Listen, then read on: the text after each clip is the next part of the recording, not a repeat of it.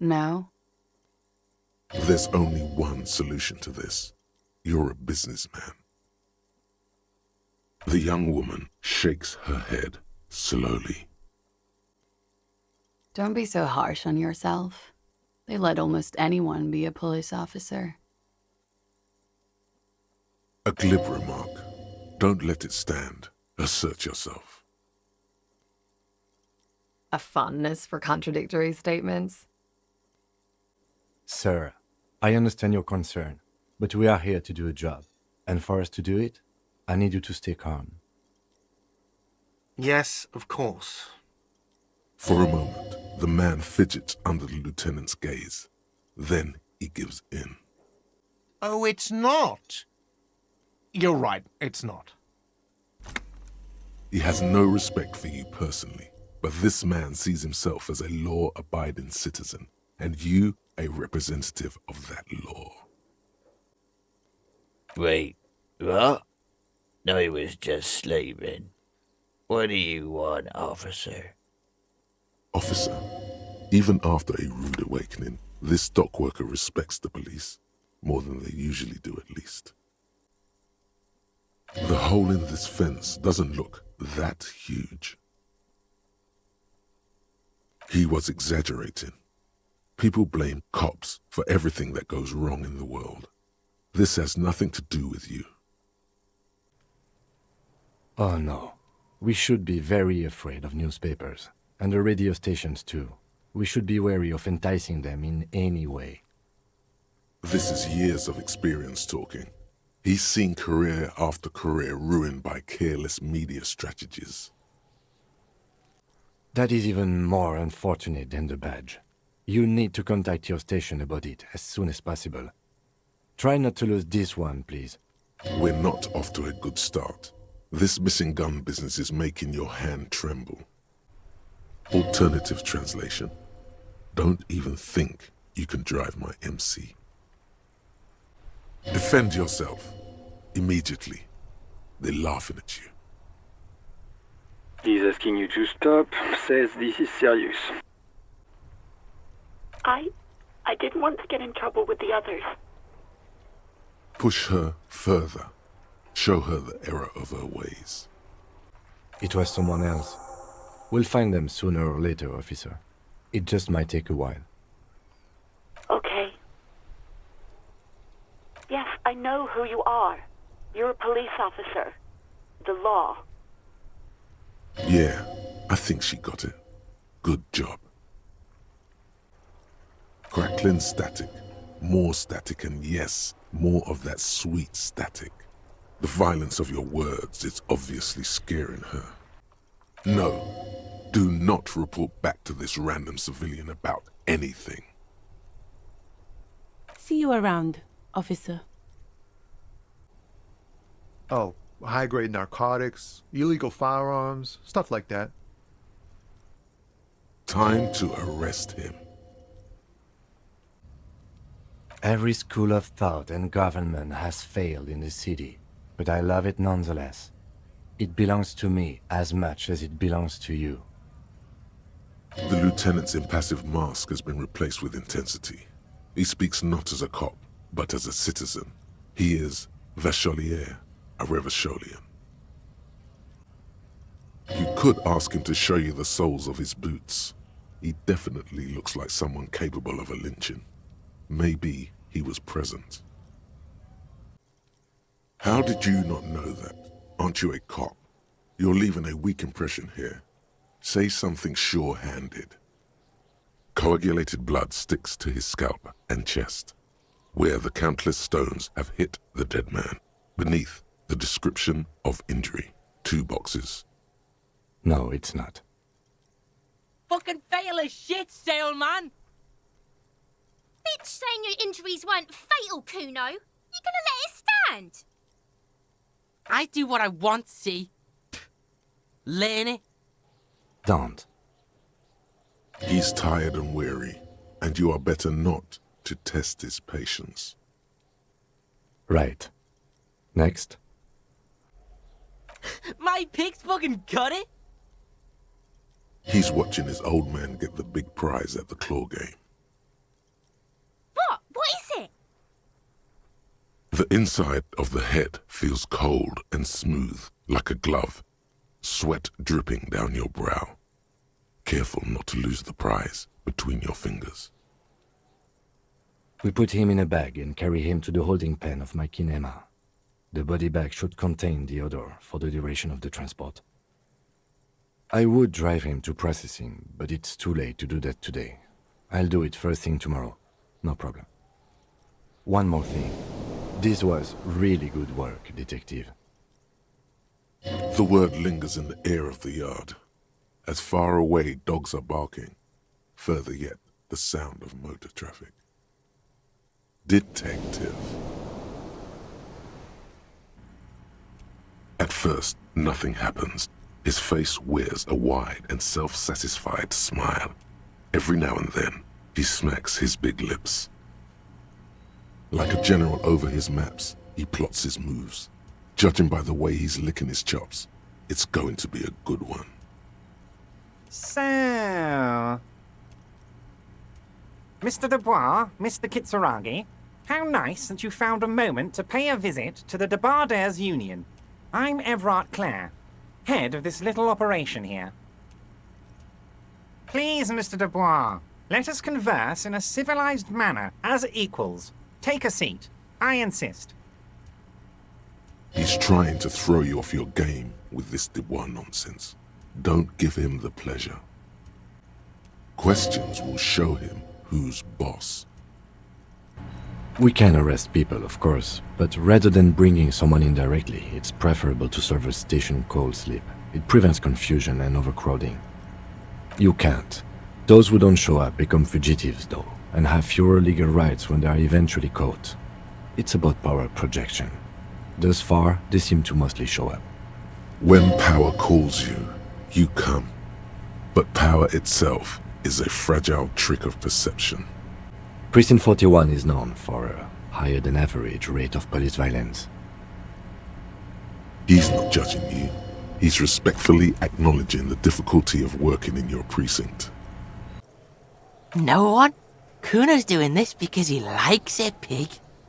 This is where Kuno establishes dominance over you. Okay, cool. I won't. She means it. She wouldn't defy authority, however sweaty and bloated it may look. There's a mercenary out back. He's been hanged.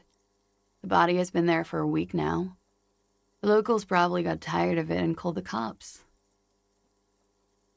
She speaks matter-of-factly, but there's a sadness in her voice. You're right. There is nothing funny about civilization. She hates civilization. She feels betrayed by it. So, the body is still in the tree.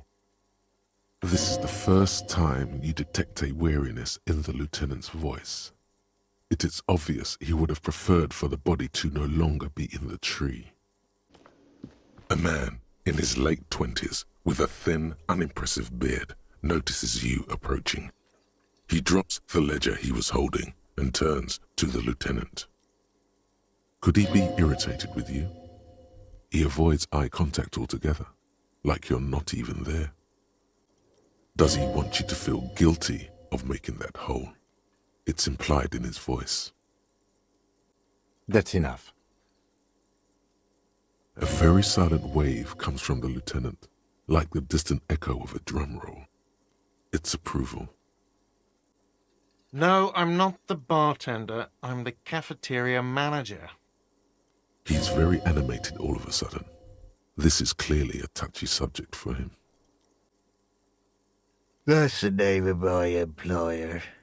I work in logistics. He doesn't sound too enthusiastic about this. That's quite all right. I'm used to people asking questions. I know they're thinking about it anyway. There is no bitterness in her voice. She accepted the curiosity her condition inspires a long time ago. It has something to do with everything. I really don't know how to explain it better. I'm just a poor woman, she thinks. What do I know of these things? And how can I help you? I'm afraid you and I are pawns in a pissing competition. His disdain is clear. This man would not use such an expression otherwise. Maybe this is why your chest feels so hollow. You did an awful thing, and you can't even bring yourself to acknowledge it. The lieutenant looks at you curiously. A beat passes in silence. The wind blowing, the cargo belt squeaking. The lieutenant doesn't understand what's happening right now. You're twisting at your tie, looking sweaty even by your standards. He needs to say something.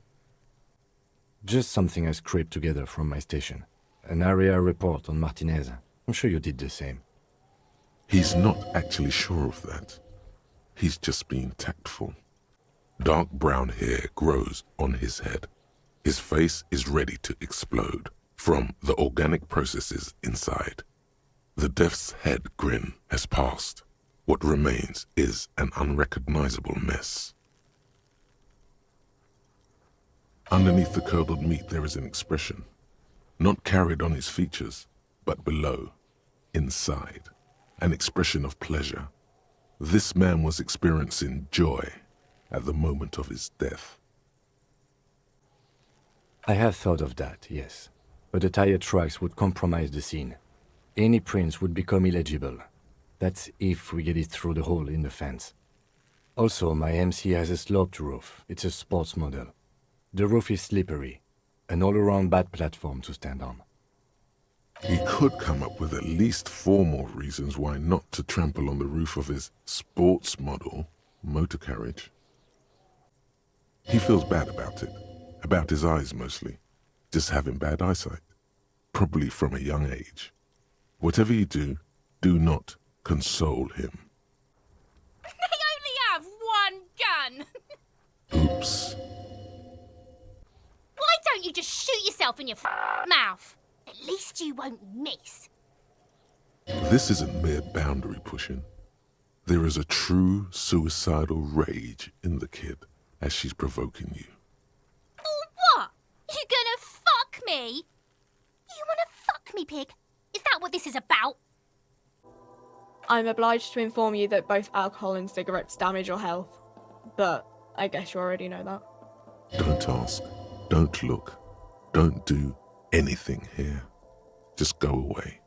Get back to work. Take what you need, officer. It's going to be a long case. I'm not protective of my tools, like some men are. He's clearly a little protective of his tools. But what can you do? Work is work.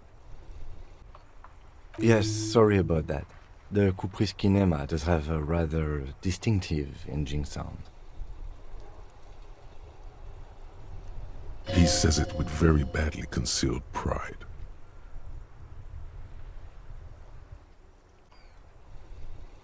Right away, the lieutenant reaches into the cabin and turns off the radio. He's not looking at you as he says, Someone must have been messing with the radio, or maybe picked up a random frequency. You wanted the prime line, right? He's still avoiding your gaze, and his ears glow red. Oh, right. Hello, officer. What can I do for you? You can hear resentment in her tone. She's not thrilled to be talking to you again. No, don't push her. It sounds as if she's about to cry. The other people who live around here. Local people. I didn't want trouble. Her voice is resigned and weak. You don't live here. You don't understand. Squealing is frowned upon here. Everything is dealt with, well, by the Union, internally. Some poor sod was trying to eat his pudding while you were screaming, spit flying, imitating the mercy shot right next to him. Spat some in his food. I don't think he touched it after. I do hope so. Please, don't call me again. Bye. Yes, you have obviously done something to upset her at the Whirling in Rags, when she was still working there. I'm not mad, it's just... You were so drunk and so emotional all the time, and then the skua thing happened. It just made me want to quit. The stuffed bird, the great skua. You threw it against the wall while screaming, "Fuck that bird," and laughing like a maniac. I think you said it had been giving you shit ever since you got there. Okay, officer. It was a pretty bird, there since I started working in whirling. I really liked her. We call her Scotty. There's genuine sadness in her voice. Wild Pines? You mean the company woman? Yes, a representative of the harbor. She should have set up operations nearby. Oh, that must be the woman on the giant boat. There's one docked on the pier. It arrived a couple of weeks ago. It's very hard to miss. She doesn't like that giant boat, nor does she like the woman on it. I'm okay with it. Was there something else? She's not okay with it. It's a display of power, and she feels threatened by it. You don't know why. I'm working. I have a greenhouse in the yard there. I've been trying to get some work done. There's discomfort. She stops mid-sentence. Yeah, imagine. It's been a whole week already. Behind the laugh, however, a touch of sorrow. There it is again, a little touch of sadness beneath his cool. He thinks he's spent too long in this lorry. We're pals and all, but I can't just freely hand out the merchandise. The bosses won't be happy. The man taps his fingers rhythmically against his arm. In his eyes, an unfamiliar longing, flecks of brown and gold. What's it like? Good. And bad. An ache that brings you joy. I think of them a lot. I dream up these silly scenarios in great detail of living with them. It comforts me.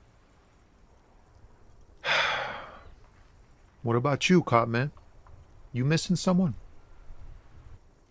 Is that what it is? This feeling? The lieutenant exhales and resumes his regular calmness. You sense slight embarrassment for the outburst. Or is it pride? Impossible to tell. There, dead man. You were someone's child.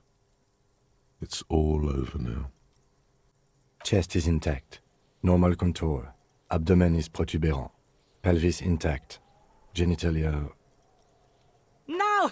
Let's get up and see! I fucking knew it!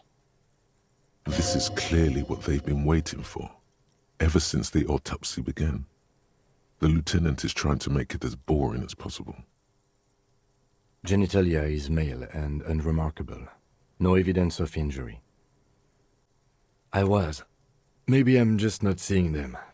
Honestly, this stench is making it hard for me to think at the moment. Working so close to the fumes coming from the corpse must be hard. You realize suddenly that the lieutenant has been barely keeping it together these past 2 items. Ooh. That's all for the external. Well done. What next? So, the scalp bleeds from a post-mortem head injury, a stone. The injury does not have the rim of an early inflammatory response. The perpetrator on the scene has confessed to causing it post-mortem.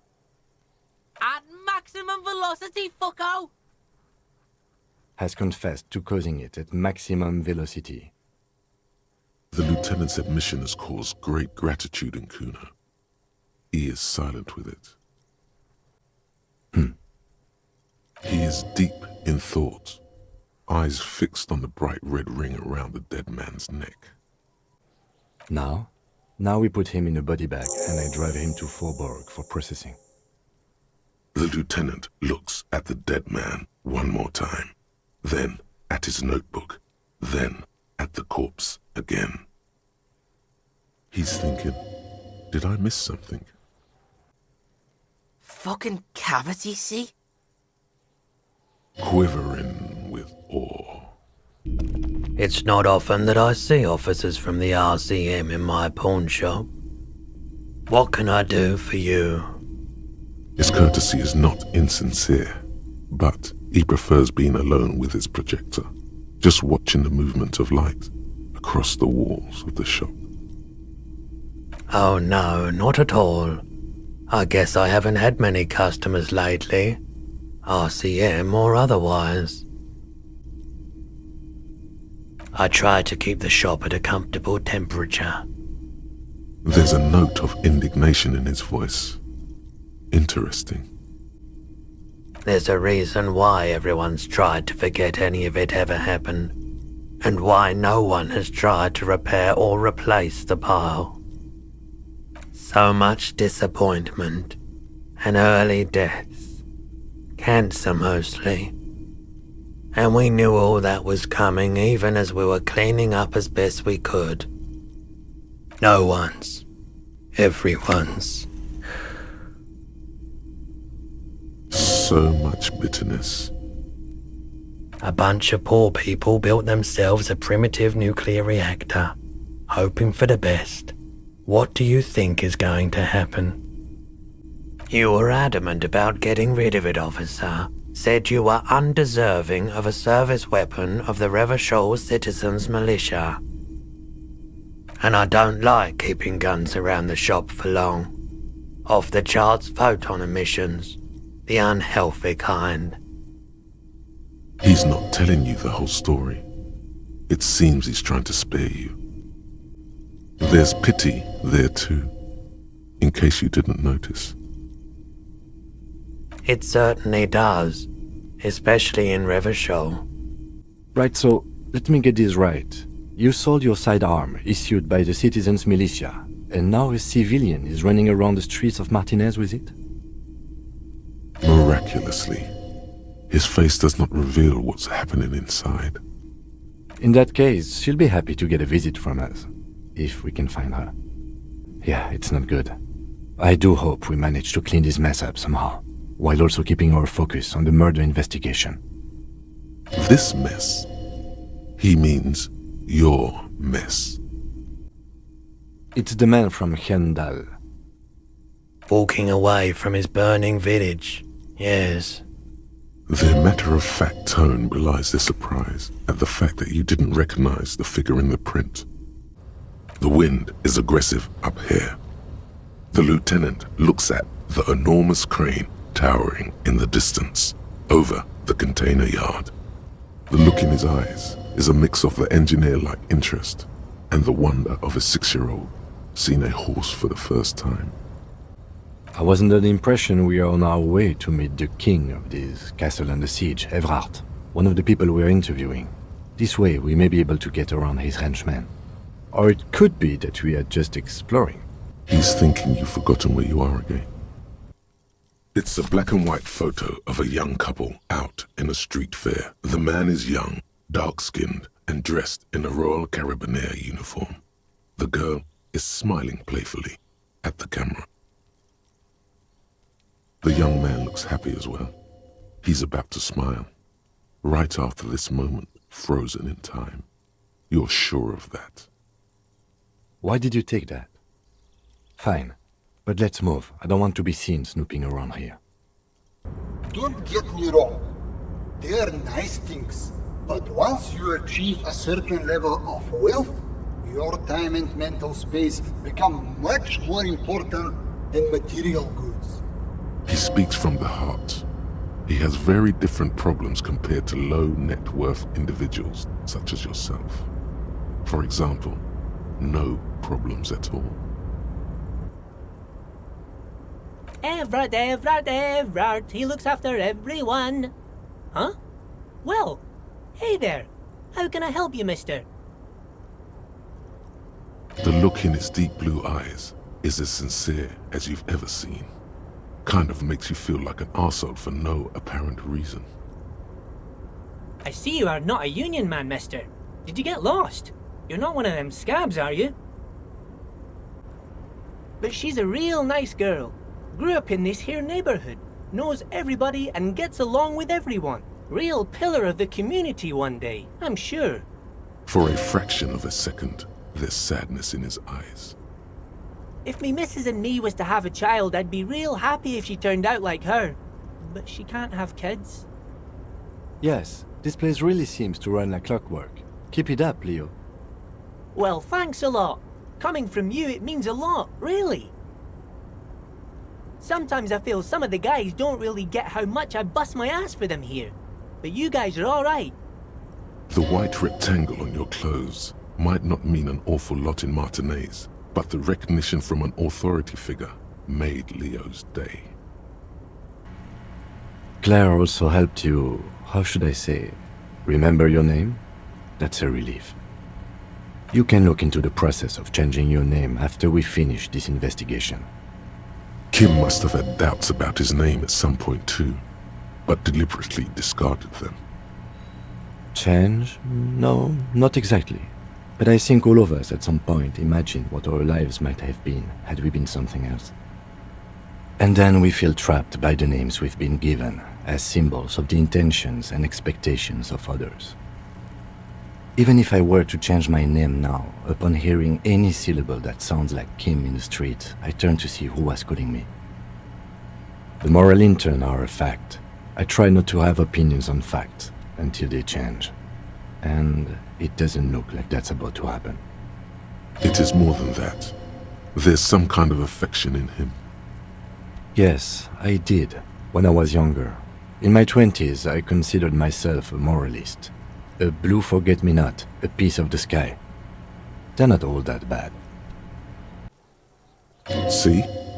The corpse doesn't care if you try to take his boots. He doesn't need them.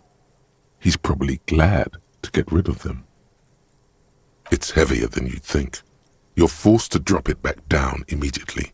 The corpse lands on the ground with a nauseating thud, looking even sadder than before. Yeah? Think about it.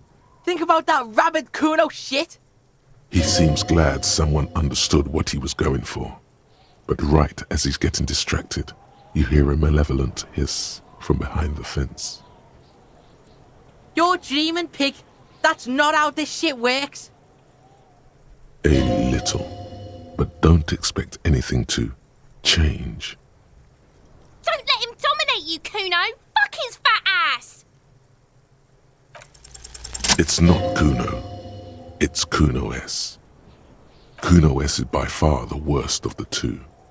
Kuno has no problem being near you, but the other hides behind the fence, afraid for her life, like she's done something very bad. She came up with that psychopathic scheme of screaming for help before. Kuno just wanted to talk to you about his name. Kuno S was the one who wound him up and directed him. All in all, Kuno respects madness. You cannot hope to outdo her on that front. You must win yourself a few minutes with him alone. Fuck you whispering about? He's whispering too. He's going with it. But watch what happens. Fuck you whispering about. She puts extra stress onto that word, expecting it will make you uncomfortable. If Kuno wants to whisper, he's gonna fucking whisper, okay? Let's whisper, pig. This is it. You've got him. But be careful. You can still fuck this up. Don't make Kuno look bad in this. Crazy? You don't know the half of it. She's not crazy. She's insane. Dangerous. She's smoked a man. She's done people in. Probably even pigs. Stop talking to him. Kuno, I'm fucking warning you. You're gonna get us into shit. She understands what you're trying to do.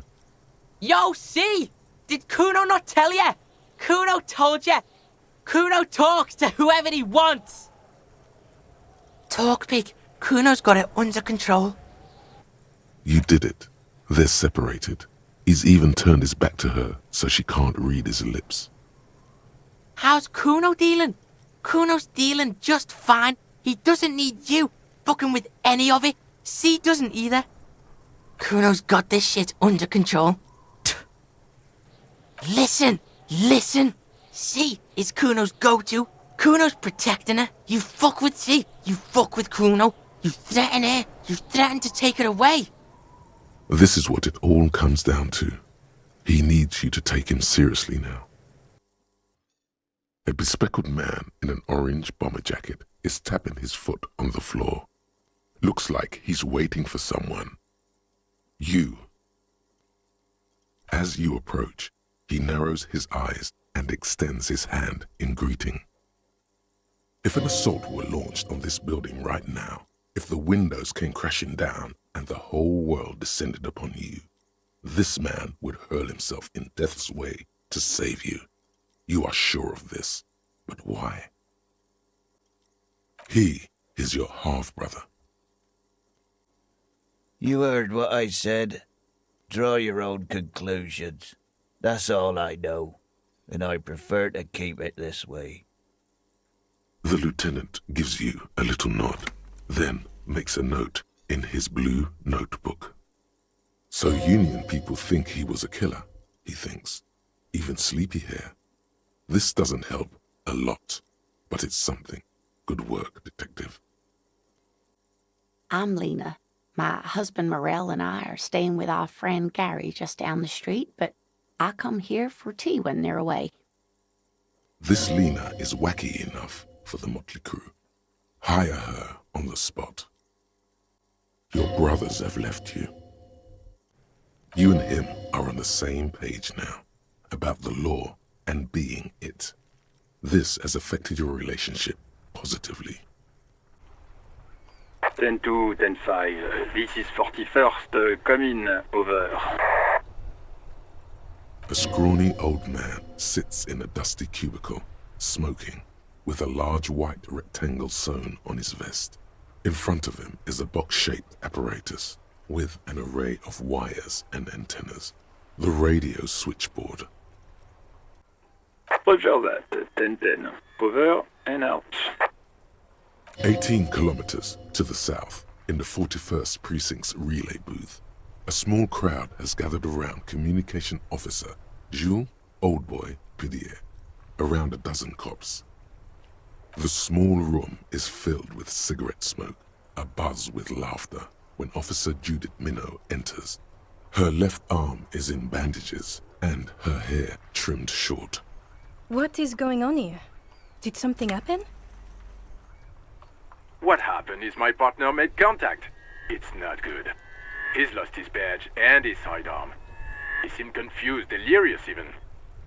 Mac, the torso Torson, is finger-fucking his fist, laughing hoarsely and apparently telling some dirty story to his partner, Chester McLean, near the entrance. Yeah, Mullen was fucked, alright. Sounded fucking drunk to me. Yeah, Mac's right.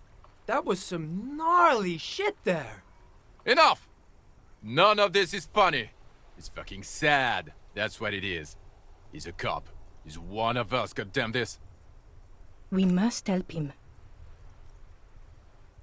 Yeah? How do you fucking plan to do that, huh? Get him off the drink? Go jogging with him in the morning and get him on carrot juice? He's a lost man. I just know we can't give up on him when he's at his weakest. You wouldn't. Mac, man the door. You know what he told me? I don't want to get better. I want to get worse. Those were his words. This shit does not leave this room. Not a word of this to the captain. Or anyone else. We'll give him a couple of days to pull his shit together. I guess I can hold off the report for a few days. Good. Okay, everybody. Nothing but a prank call here. We all got our laughs. Now get back to work. Far north, on the other side of the motorway, the officer quietly hunches with his hand in the motor carriage.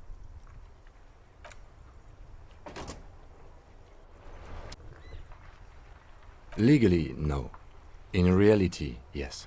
Martinez is de facto policed by the Dock Workers Union. Words are not necessary to feel the lieutenant's discontent for the situation. Apparently so. Please do try to control yourself. Cop with an anger issue, underpaid, overworked, and on the verge of collapse in both personal and professional life. That's more of a rule than an exception. And the lieutenant knows this. He understands. Breathing on the other end suggests that Sylvie is still on the line. She heard everything. No. I honestly don't know. It feels like you haven't worn yours in a long, long time. Uniform? I never saw you in any uniform. You had your things on. The disco things. Somewhere in a dank rental apartment, 2 police officers stand in the dark. Trash and liquor bottles cover the floor. Things are not good. One of the men, trying not to slip on old newspapers, makes his way to the window and pulls the curtains apart. Roaches scatter as the light comes in. God damn. Officer Michelle Elfboy Williams speaks to himself. His partner, Sundance Fisher, looks at the patrol uniform he's wearing, then at an identical suit frame on the wall. It's blue and covered in dust. Let's get the fuck out of here. He turns to Williams. He hasn't been here in days. Oh, come on, man. I just said welcome to Rivachol. It's a lorry driver thing. I know exactly what you meant. You think my kind doesn't belong here, that I should watch myself and behave. But you see, I'm an officer of the RCM. It's actually my job to make sure you behave. I would advise you to remember that. Silence. The air between them becomes tense. Your partner needs backup. Now's your moment to shine. You two make a cute couple. You know that? Somewhere in Jamrock North, a small wood shed behind Rosenkrantz Row, Lieutenant Nick Feuerbach puts his hand to the chest of a small corpse, no larger than a monkey. It's raining outside, light drizzle. There is darkness in the shed. Elsewhere yet, an obese female sits in a wicker chair, her silhouette ball-like against the window. Outside, Grand Coudon. The day is turning dim for Sergeant Mac Dawson. Hand extended, he approaches, to make sure she is dead more than anything else. The building is tall, 7 stories wind-wrapped in solitude. Most of the apartments are unoccupied. This was a suicide. The other, an accident. The small one. And so, all across Jamrock, Coal City, GRIH, 42 deceased persons found today. 42 stations of breath. We should start the post-mortem. Now, you see, that worries me. You will die if you drink. You know that, don't you? You are proving a useful detective. The organization would miss you. Please get yourself together, the lieutenant from Precinct 57 thinks.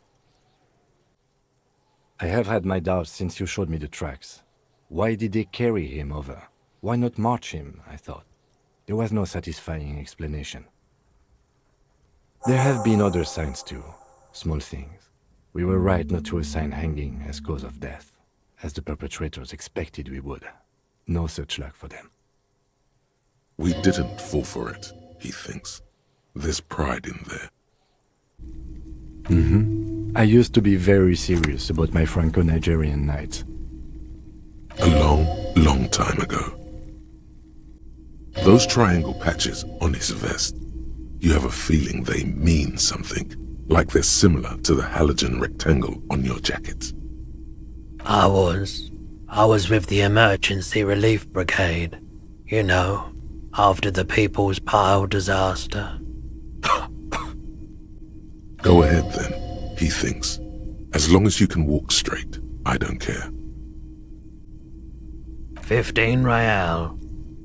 The lieutenant looks from you to Roy, and then back to you. It's clear that he hopes this tableau might still turn out to be a bad dream. It's not, though. This has got to be the most. Wow. Just don't mix it with anything, he thinks, looking you over. Thankfully, his sense of balance seems okay. Whatever. I'm not getting involved. Looks like someone left his tarpaulin cloak hanging on the railing here. Man down, a trooper has been left behind the enemy lines. You could swear it's more of an instinct than an actual sight, but you know there's the RCM signature rectangle on the cloak. It's a cop's cloak. Yes, it's probably yours. It bears the RCM insignia, and you have a habit of being careless with your equipment. You could probably make the jump. You look like you've done some track and field in your day. You attempt to turn the handle, to no avail. The doors seem to be mechanically locked. To your left, the lieutenant considers your actions with some puzzlement. You go ahead, detective. Whatever he has in store for you, it can't be good, he thinks. I'll do my best. Harry! I was only trying to be tactful. A lost gun is a dangerous thing.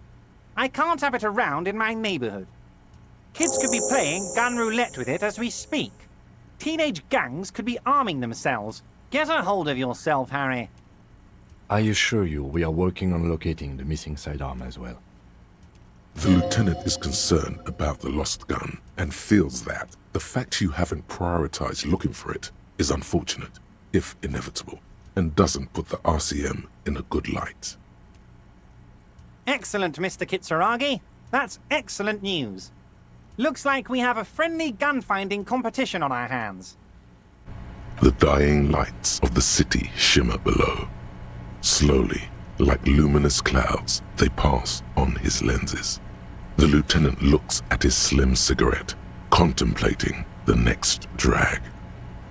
This soldier is the highlight of the day for me, he thinks. This little stick right here.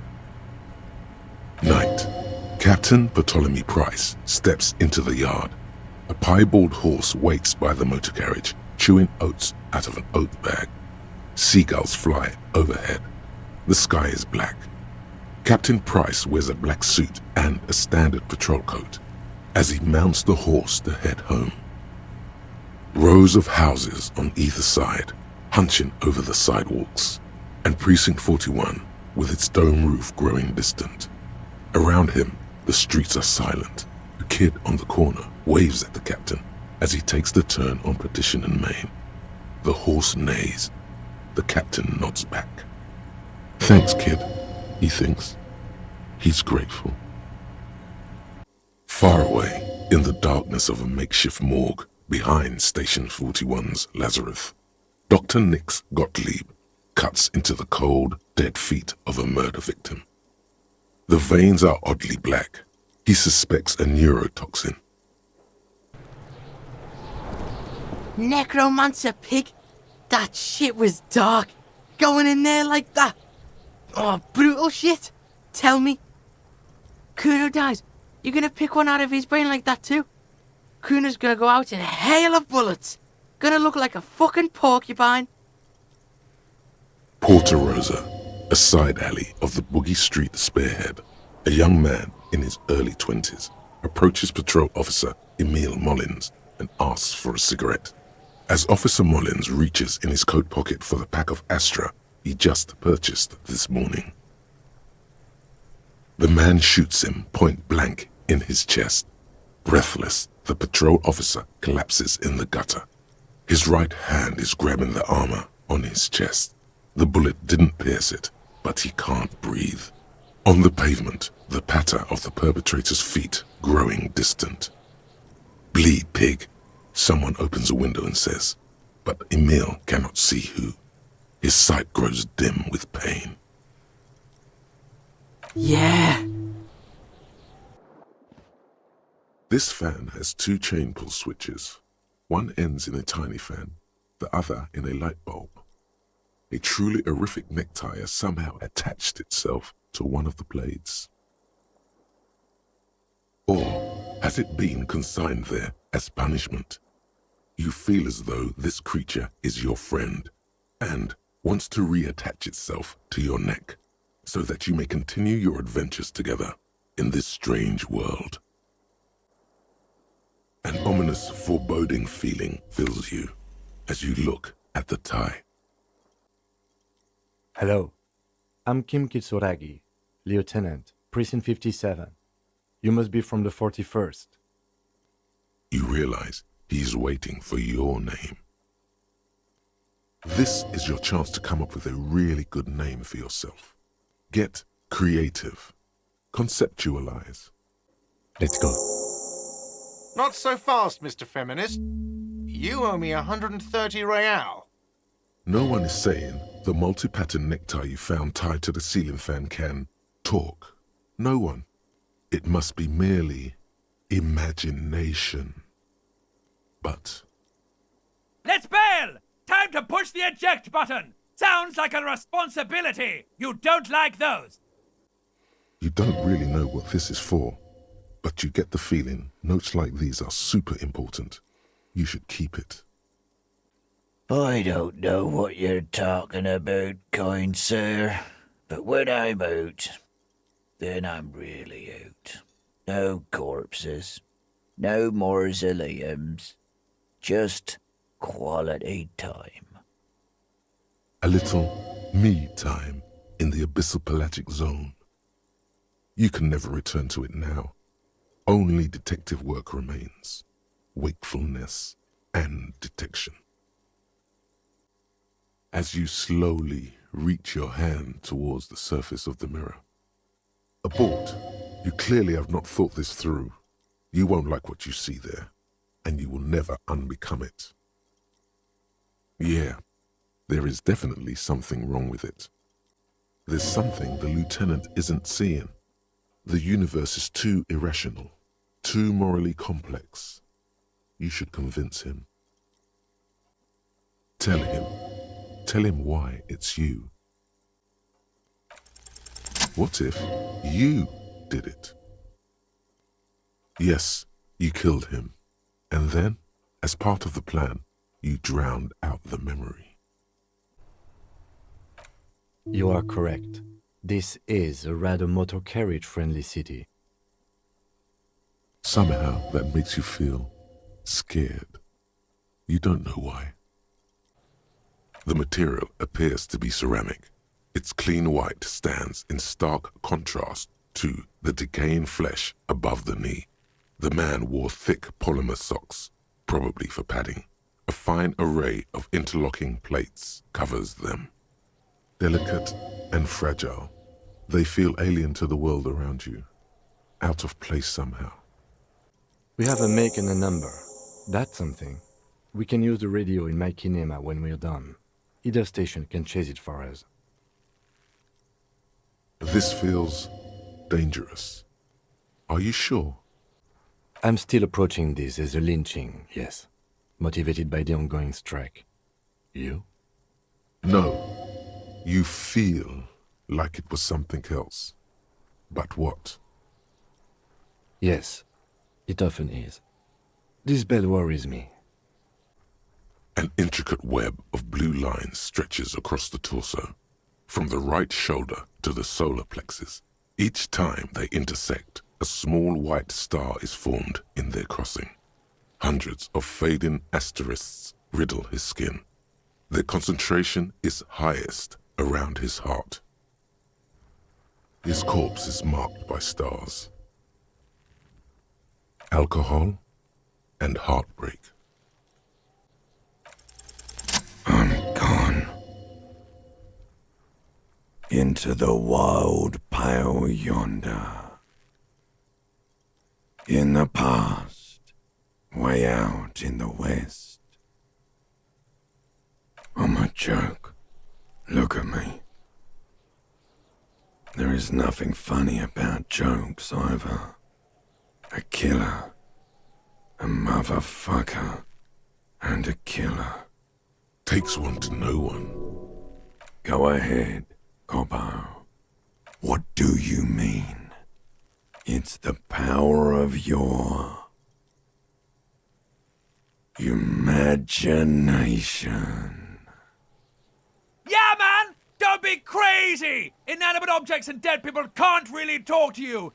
Your wild imagination is doing this. Ask some more of those questions you love so much. He loves those. Because you're a copperoony.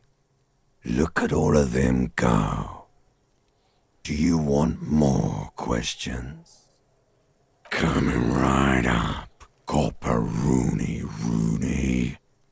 This is getting upbeat now. Fuck no. You're no Rooney. No, you don't.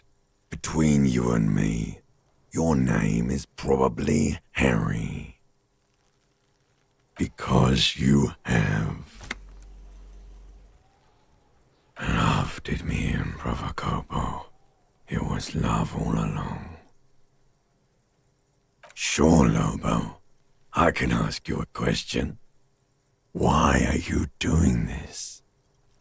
Looking at my face, motionless, looking into my eyes, standing here. Why are you investigating my murder? Looking straight at you, helpless, trapped within itself. Communism. You see a flash of teeth, a young woman smiling at you, near some railway overpass in your ruined past. She is gorgeous, and she is yours. A dark feeling. This is going wrong. Let go of the clutch. This is the Coupe Kinema, my motor carriage. You can use the toolbox and the radio if you'd like. Motor carriage, motor carriage. Something bad with a motor carriage. A dark lump rises in your throat. Nothing, nothing. It's probably nothing. Forget I brought it up. Please proceed with the carefree lollygagging. Excuse me, sir. Over. You probably don't want to continue on this road.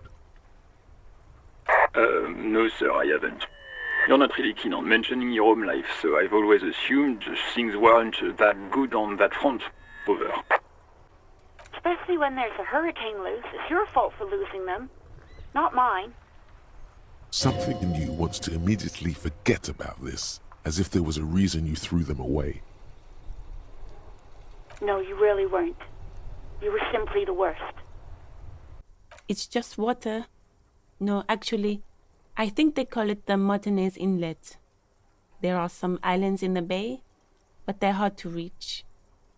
In the west is the miracle. Also of note, your unconscious racial profiling machine ruled out Messinian before. Despite all the copperoonies and Cobos, that leads Vespertine or Oranese. Continue. KK 57 0503 0815 listens motionless, with the cargo belt still around his neck. Only one box remains. None.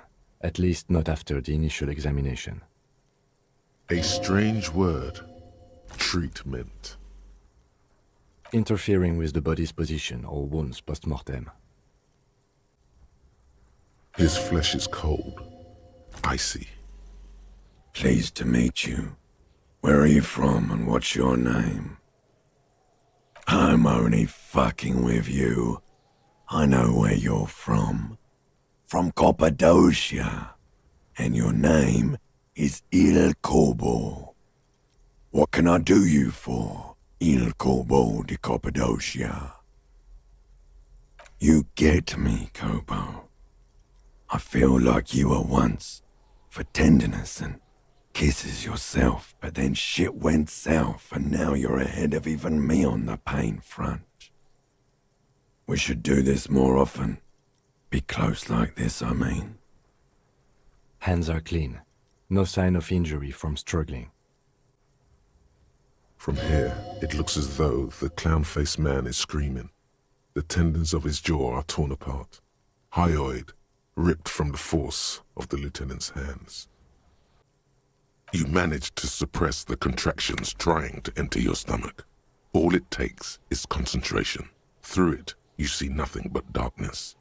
More meat and darkness. There are ancient mysteries down there, Kobo. Ask me later. The ululations of the limbic system have ended. All is quiet. The lieutenant answers with the sound of his pen on paper. The bullet is safely sealed away in a plastic bag bearing the RCM stamp. Kim has filled out the label on the bag with the item number, case number, and date and location the bullet was found.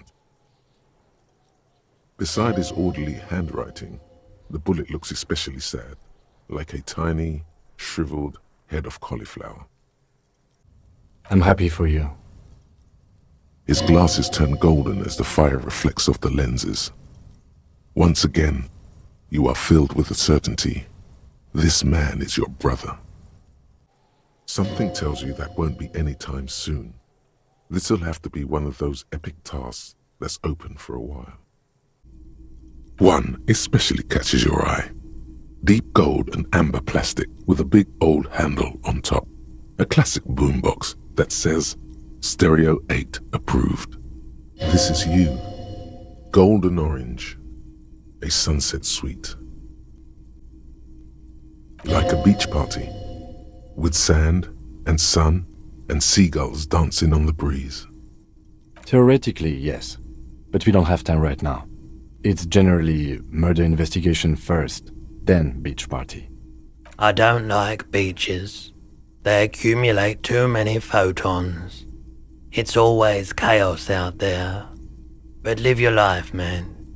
You can use it at a beach party if you want. You see rows of toy soldiers guarding the rest of the trinkets displayed on the table. Some on horseback, others in rags, others yet in bright blue uniforms. All are stern and unyielding in their duty. Try to find something pretty and cool here, then use it to win her back. Yes, buy something nice, a figurine. This sounds off. You shouldn't trust this guy. You're probably talking about the revolutionaries, yes? Yes, they are soldiers, revolutionary soldiers. I think their poverty has been exaggerated for effect. When you place them next to the royalists, it doesn't seem like they could possibly win. Okay, I don't like either set too much, to be honest. He seems to have his own take on the conflict played out in perpetuity by these toys. Might be interesting to find out what it is. There's more to his animosity toward the Union boss. Tiffin Holly, the previous head of the Union, was rather more pleasant. Some of us around here, well, we've never understood why she didn't run for a second term, or where she went after withdrawing from politics. It was all very strange. There's a growing sense of dread. The sound is coming from inside you, but also surrounding you. It feels as though someone is standing just outside your range of vision and watching you, doing this to you. He nods to you, reassuringly, just as more diverse, higher-pitched sounds, some random, some appearing to form patterns, hit your eardrums. Sniffing is okay, but please don't try anything on. Can't have you leaving your photon emissions in the fabric of things you're not going to buy. You're not imagining it. Photon emissions? What is he talking about? Very, very unique energies, indeed. Geomagnetic ley lines, one might even say. No, There's more to this. You get this strange feeling. Hard to say. It's gone now. Feelings pass, you see. Especially the small ones.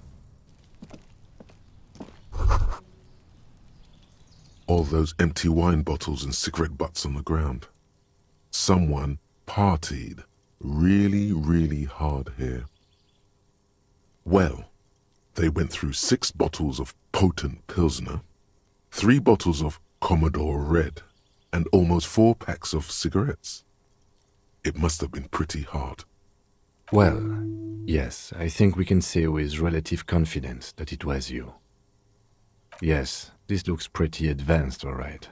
For now, let's just move on. With a loud grind, the crane shifts overhead, moving a massive metal container through the air. And with a surprisingly quiet thunk, the crane places the container down. This crane was built with a purpose, which has now been fulfilled. To move this container. Who can say? All you know is, it's special.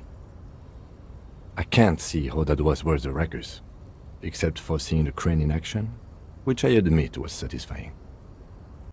Forget about that. What's with this Dubois stuff? You're getting some seriously bad vibes from that name. Of course. Let us dispatch with the formalities. You call me Everard, I call you Harry. That's what the hanged corpse called you. Harry. My God, so it's true. I didn't want to believe it, but you are a fantastic science fiction amnesiac cop, aren't you? What are the odds of that? It's Harry. Harry Dubois. You feel like a Dubois, but you don't feel like a Harry. Strange. Interesting question. It's a blue forget-me-not. Their motto is love, compassion, self-discipline. I think you can gauge what they want you to think of them from that.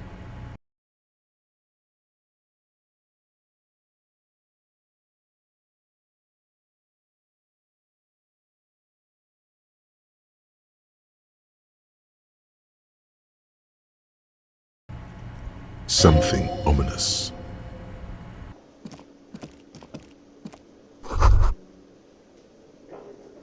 You should totally sing karaoke here, the first chance you get. Your emotions need to be expressed. People need to know your vast, oceanic soul. Utterly. And it needs to be heard. Through a PA system. By other people. Whether they like it or not. Ram it up their ears, says your adrenaline gland. Violently express yourself. Who is mistakenly identified as a cop for his prominent jawline? Yes, sounds likely. You should probably go on stage and pose for a moment when you're done with this thought. See if it works. You should sing the sad small church song from that tape you found. Thought it was obvious. No, don't sing the happy song. It's stupid. Sing the sad song. It's profound. You would need another copy of the tape first, though. The one upstairs is destroyed. You should sing the sad... Serves them right. Wipe that smirk off their face with your sad, tragic song. Who's laughing now? No one. You would need another copy of the tape first, though. The one upstairs is destroyed. You've awakened the hunger. There is no turning back now. Better invest in a good cookbook and stock up on salt. A tremendous loneliness comes over you. Everybody in the world is doing something without you. The door is indifferent to your loneliness. The world does not care. The bathtub slowly fills with water. The water beckons. The water is only lukewarm, but still comforting. Like amniotic fluid, a few beer cans are bobbing up and down along your flanks, like sad duckies. You feel nice and lonely, and so tired.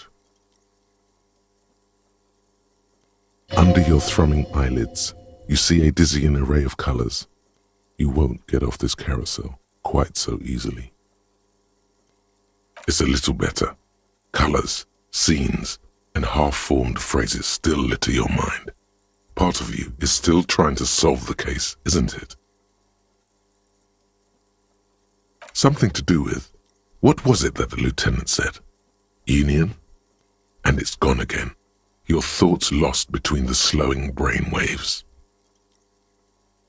Your breathing steadies. A great silence washes over you until your eyelids twitch in your sleep and images start forming.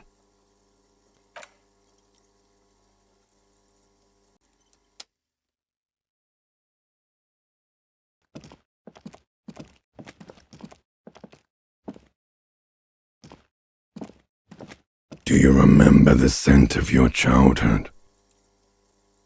What it says on the can, Harry? Answer the question. You're not kidding anyone, Harry. You don't remember shit. Tell me. Do you remember your wife's hand on your face? You know who I am. I'm the bad day. The one where you ask her, and then later in the streets, wandering. It's the worst day of all time, Harry dear. And it's coming. She will hear about it on the phone. Reality will turn into a grotesque nightmare. This will be the last thing you did to her. Tell me, do you remember the love of your life? Do you remember the warmth of her thighs, between her legs and in her mouth? Oh no, funky baby, you stayed. It was the rest of it that left. Or you just stood there, with one hand on the bottle and the other on your dick, watching it go. Tell me, where are your friends? Human beings have friends, Harry boy. Where the hell are yours? No, it's gone.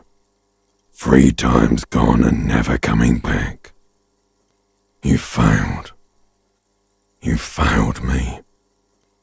You failed Elysium. Everything. The pale and the useless. On the surface. The outer magnetosphere. Burning, furious truth. 8,000 years of written history. You really dropped the ball, Harry. 4.6 billion people. And you failed every single one of them. You really fucked up. No, Harry. You were just talking to yourself. That's all you ever do. Even in your dreams. And the act is wearing thin. The spots of the disco ball fade around you. You'll be back in those cold snakeskins in no time, sweating up the bed. Stinky boy. You're not coming back from shit, thrashing around in that high conductivity state of yours, bumping into things and acting like a clown. Who are you kidding? You're trying to what? I can't hear you. This is just a word dream now. Jumbled up garbage. The pictures are gone. The bed rises to meet you. A thin, sleep-like state. More glass than velvet, grinding in your head. So something is wrong. Sleep shouldn't be this bad, this dry, this unnourishing. There's something wrong with your thoughts. Some kind of new type of hangover. Oh, yes, party boy, and it's worse than the one before. Just think of the shit you saw. Here it comes, too. So soon already. A silent alarm goes off in your head like clockwork. Barely let you sleep at all. Time to get those clothes on, Harry. Time to go to work in the shit factory.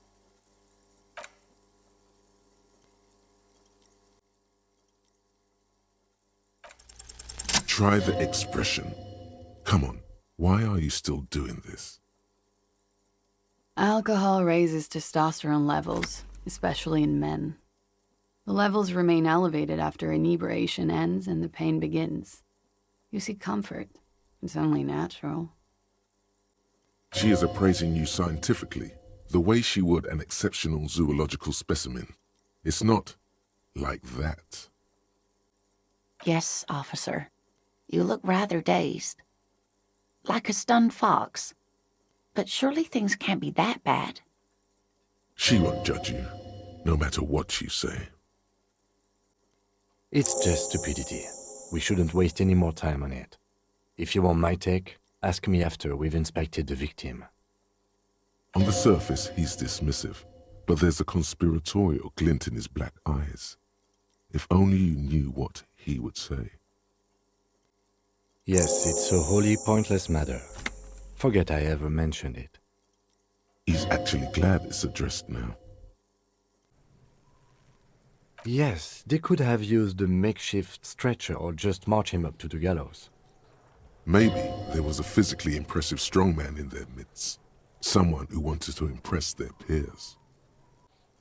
Shit, Kuno! What the fuck is that? An instant color camera. This is the first time he openly acknowledges the kid's existence. There are crow's feet in his eyes. He's laughing silently. Yeah, now we're talking. Entertain a Kuno with some shit. They'll miss! The pigs will miss Kuno! The lieutenant is undecided.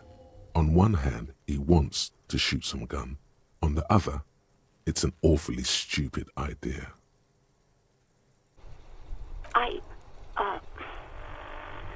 Let's just say I left because I needed to get away from someone. You know who? You think you hear a sliver of accusation in her words. I really don't want to talk about this. Let's just forget about this, okay? Central nervous system. I have nothing. Do you have anything on this man's central nervous system? Of course, there is a moral to be drawn from it. A moral to this story. What would that be? The dead man looks, too, with barely contained excitement to hear the moral of his story. I think that may well be the moral of every story, officer. Thank you for lightening his mood. It's hard down there. Forget about the fucking exit wound, Beano! The pig is wearing him like a fuck puppet! Her voice is absolutely sizzling with excitement. For you to discover, you've gotten as far as you will without assistance. Someone close to the victim might know. Did I mention that this figurine is supposed to be lucky? Always carry it with you. That was a very smooth salesman's grin that almost comes off as earnest. You should learn from him. Have you tried it before? It's almost like he's worried for you. The lieutenant steps away, pretending to admire some of the knickknacks on display. Looks like he doesn't want to get involved. Hey, so we've been monitoring you internally, and now we know your Copo type. Yes, guess what's yours? No, you're the sorry cop. The cop who's sorriest. Let's make it official then, shall we? Huge lack of enthusiasm going on in here. What? Jealous of the sorry cop? I think they'll be fine.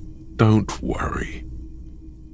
They'll be super fine. It'll be totally okay.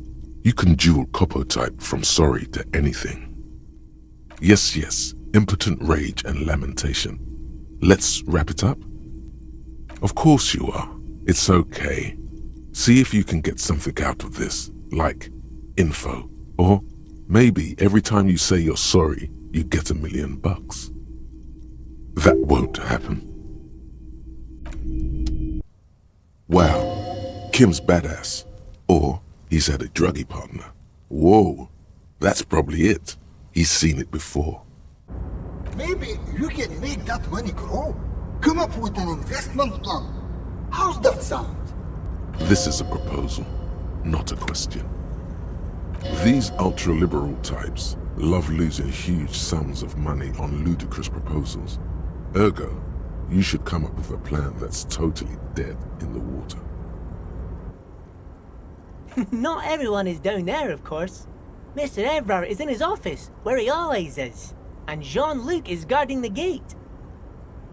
But Titus and his boys got into some drunken trouble and Evrard sent them on a nice vacation, for a week or so. Well, I'm not really supposed to talk about that.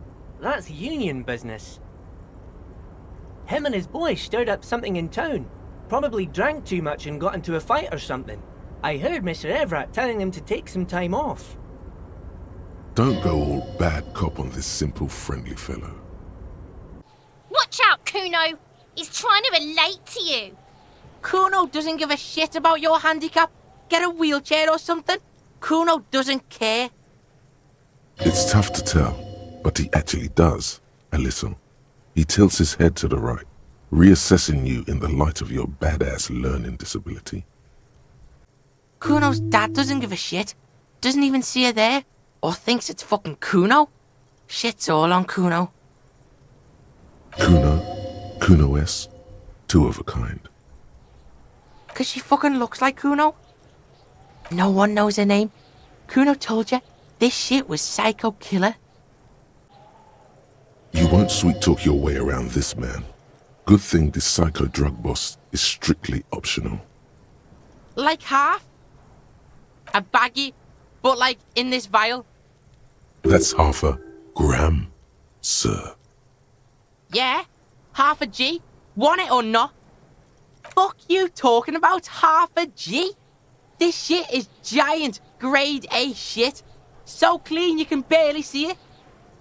You can barely see it because there's barely any.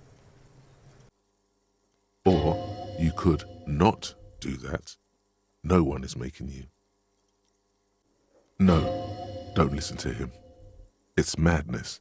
Just talk. Are you positive that what you're doing here is proper police conduct? You can still leave and do nothing. The sleeping dock worker has little to say about your actions. He remains silent. You're not 100% clear what you did here was right, but to hell with it. You would do well to follow her example. Smoking is the reason you feel like a rag. It's painful for you to even ask these questions.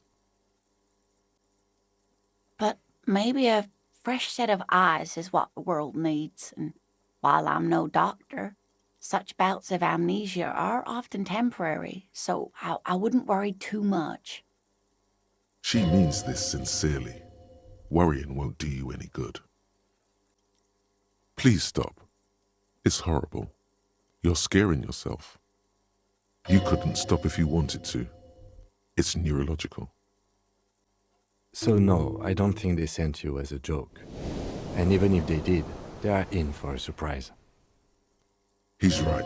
There are no airtight theories, just paranoia. You've given it some thought. Now let it go. Isn't it strange to have your assumptions confirmed like this? This is what someone whispering suggestions in your ear would like you to feel. The spell has no effect. You stand eye to eye with it, the odor washing through you. As you wait, your breathing slows down. Some mosquito-like organism buzzes in your peripheral. Look, he's crying. You gonna cry now, fucking faggoty? I don't know about this. They are better than nothing. Tell you what, I perform the anatomical side of things, while you will take notes. You're being handled. If you resist now, he will turn on his heavy-duty authority mode. You'll get your chance to dig in later. Maybe you're imagining it, but there are some remarks in there, and they're not all negative.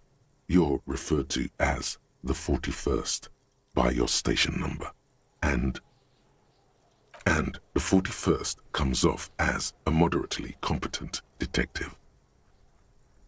Maybe you are a moderately competent detective. Don't overdo it. It's okay to be unsure. They'd have to have incapacitated and carried him over.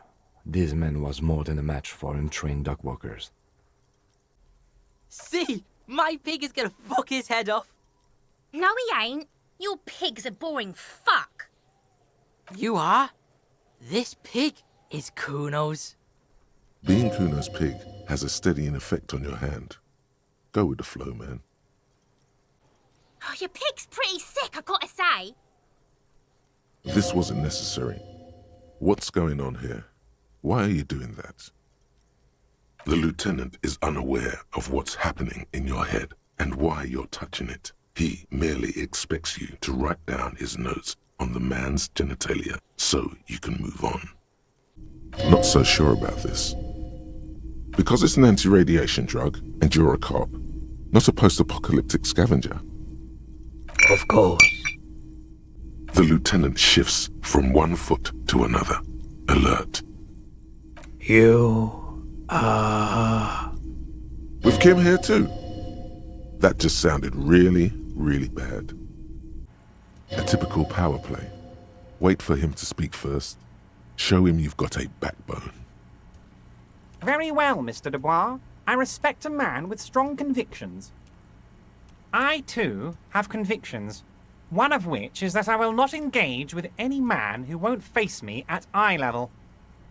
Should you find yourself more amenable in the future, I'd gladly resume our conversation. But until then, I'm afraid I must ask you to leave. Don't give up, but don't leave either. You're going to have this conversation on your terms. You just need to remain headstrong. Everard starts whistling a little worker song. He really is trying to ignore you, or will you out of existence. The lieutenant stands right next to you, not showing any signs of impatience or boredom. I see you are an extremely stubborn man, Mr. Dubois. That ain't necessarily a bad thing. You did it. This might help against whatever comes next. Are you trying to tell me you've gotten hold of some of our documents? Mr. Kitsuragi, would you mind? Me and Harry are talking about his lost identity right now. Asking too many questions will make you look weak. You should maybe focus on the folder. Actually, Miss Beaufort is the right-hand man, but she's a lady. Who is this, Miss Beaufort? A real pretty lady with a skin like those Douai Sucre candy bars my missus likes so much. Them are real nice to suckle on once the dinner is done and me and the missus sit down beside the radio. But I can't listen to the radio all the time. There's so much to do around here and I'm always busy keeping things running here. Yes I am, yes I am. Stay on this Miss Beaufort topic. Oh, Lizzie, she is a real sharp tool. Mr. Everett put her through some fancy school and everything, east of the river. 4 years she was gone, and when she came back, she was all fancy and lawyerly. You mean this? This isn't cool. It's an unnecessary trial of will, and unhealthy. Keeping the habit within the parameters he's given himself takes a lot of focus. It would be easier to simply quit. Calm down. Anyone watching can see you're doing nothing. Just keep it professional. Fuck that! Confront him! Everybody, please! He's digging his dick out! Don't. Everyone is a whore.